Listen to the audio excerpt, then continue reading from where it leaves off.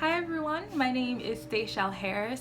I'm a senior political science major, Africana Studies minor here at the College of Worcester, and today I'm going to be talking about my senior independent research project. And to start this conversation, I just want to pose a question. What happens when we have come so far that we believe we have entered into a post-racial society? What happens when everyone takes a colorblind lens and to mention race or ethnicity or cultural differences is to be seen as divisive or un-American? Think about that.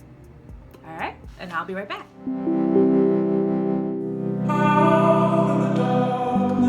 Hey everybody, welcome back. So as you can see, I am on my YouTube channel, Soul Searching with Seychelle, and on this channel I usually talk about issues related to race and ethnicity, but typically within higher ed.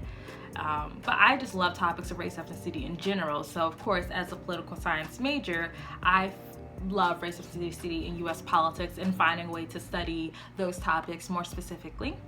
So in my senior independent research project called Blackness, an exploration of the strategic use of racial appeals by Black politicians to garner Black voter support, I was very excited to kind of delve into Black political thought and political action. And I know you're probably thinking, okay, that's a mouthful, your title. What exactly does that mean? How did you come up with it? And why should I care? Why is it important? I'll just start with what my motivation / inspiration was. As a Black woman, I'm very sensitive to the media that I consume, and when I'm looking at the world, I'm looking at things that I know will directly affect me and others like me, or others just from marginalized communities. So we just had the 2020 presidential election, and we had such large numbers of candidates of color, women of color, and just people from marginalized backgrounds. And I was under the assumption that we would see something quite similar to what we saw in 2008 and 2012 when Barack Obama was running for president, where there was a huge amount of support from the Black community, excited to go forward and support people that look like us. But I kept running into articles like why the Black community isn't coming out in huge numbers or supporting Kamala Harris or Cory Booker. And I wanted to know, like, why was that happening? And of course, I wanted to know about other candidates of color, but I wasn't going to have time to study everything within the scope of my project, so I limited specifically to Black politicians and Black voters. There also was something else happening, which I thought was important.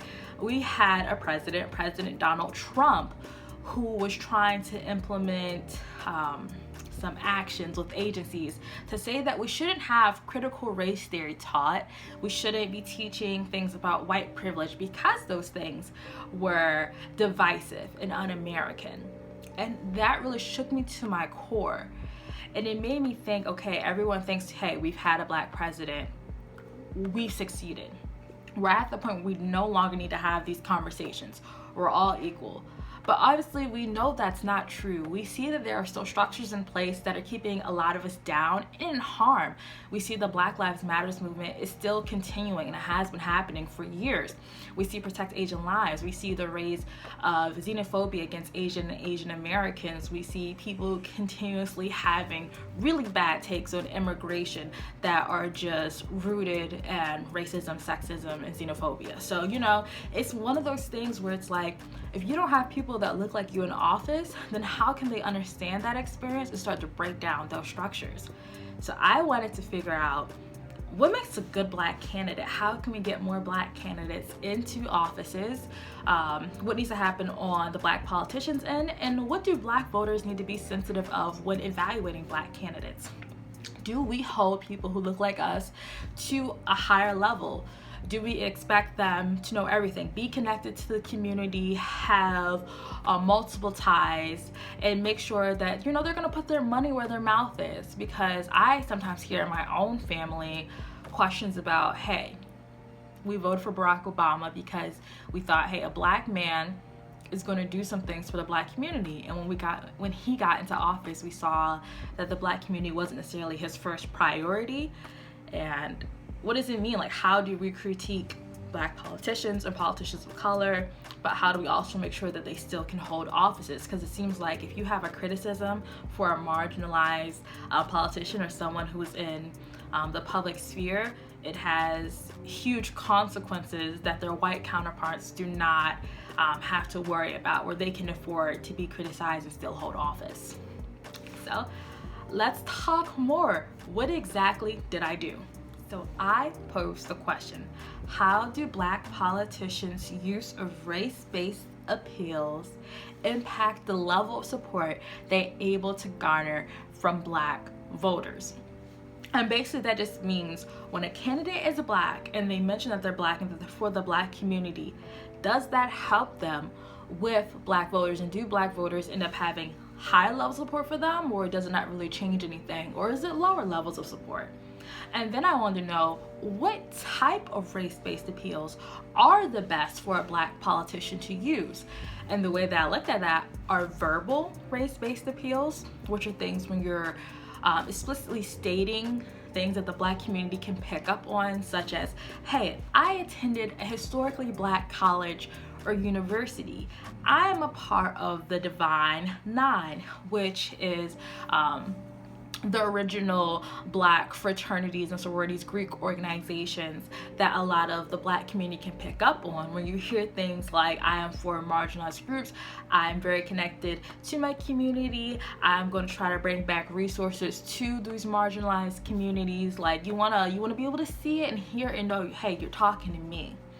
Then there are visual race-based appeals, where you may not explicitly state anything in racialized language, but you might just show a picture of a pretty Black face or Black workers, those sort of things.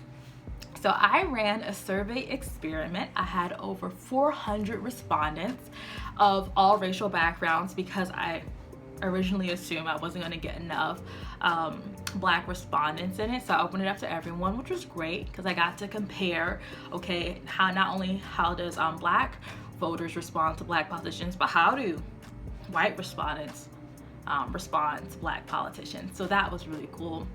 And they either got the control statement, which was race neutral, and they were seeing a fictional Black candidate named Sean Jones from the state of Michigan, who was running for the United States Senate, and it just had a statement about, hey, I'm trying to provide jobs for the community, elect me.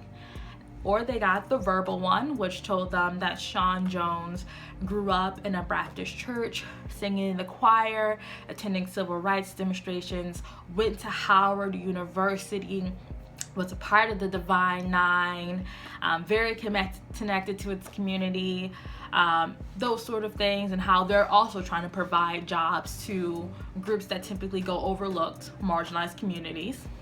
Or they got a visual appeal, which had the race neutral written statement, but a picture of Black workers. And then the last one, they got both the racial verbal statement and the racial visual statement. So they had both of those. And I found that Black respondents really love seeing race-based appeals. It did increase the level of support that they would have for a Black politician. But if they used the image, so the image really took it over the edge. And that was something that was like, hey, yeah, you're just saying for the Black community, but that race-based appeal wasn't really enough for me. But also seeing an image with it was like, oh, I actually can see myself. I can see you're putting your money where your mouth is. You're talking specifically to me. You're not just saying nice words.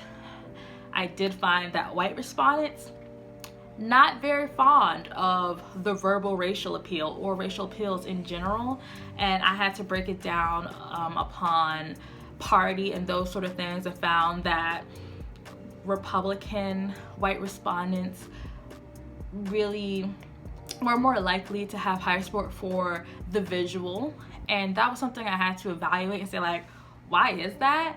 And I had chose a picture of 4 Black construction workers, so that may have had something to do with seeing Black people and, you know, blue collar work, very labor based, where it might be like, okay, the verbal said you want to provide them jobs, I don't really like that, but then you see a picture and you're like, oh, those type of jobs, that's fine. So it had a lot of implications about how a Black politician should use race-based appeals, because it works very differently for different groups. So if you're just talking to Black voters and say a smaller district election, then yeah, go crazy with them, use them all. But if you're running for a state office or a nationwide office, you kind of have to walk on this tightrope of balancing to both white people and white conservatives, as well as the Black population that you're specifically trying to talk to. So some other noteworthy mentions would be when I was looking at the theory, so I built my hypothesis that Black voters would have high levels of support for Black politicians that use race-based appeals. I use a few different scholars, but the main one I'm going to talk about in this video is Michael C. Dawson and his ideas of the Black utility heuristic, which just means that, you know, Black people typically will do what's best for the larger Black community over what's best for them individually. And I was still wondering if that still held true.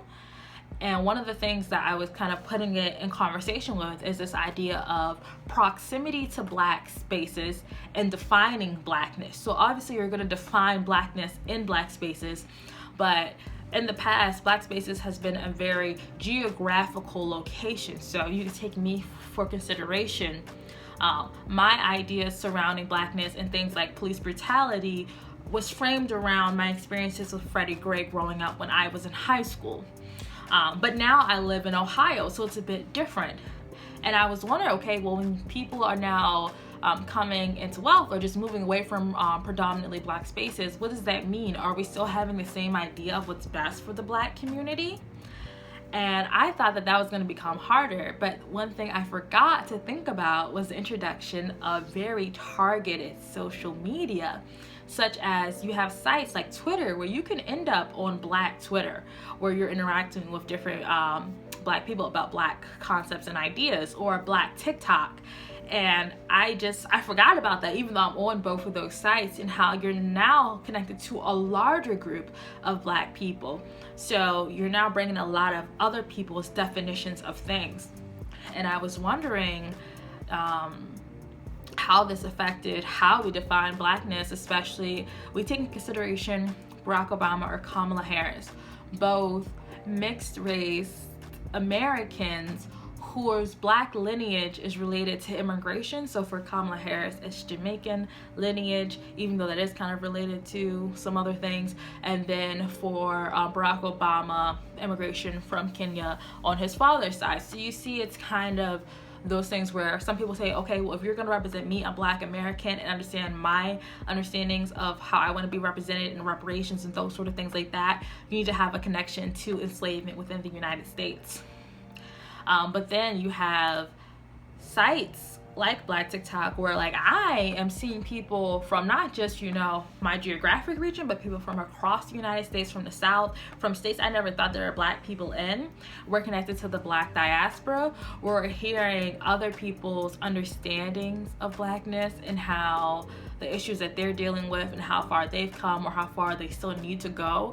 And so I think that'll be very interesting as we continue to talk about Black politicians, Black voters, and how that demographic is shifting, and how we're going to have a lot more diverse perspectives in how we're interacting with each other and how we're thinking about different ideas. But also my main concern would be that some of these social media sites is so specifically targeted, though even though there might be Black Twitter or Black TikTok, there are pockets where people kind of go to where people have similar views as them and similar understandings, which happens in, you know, the real world too, in those geographic spaces.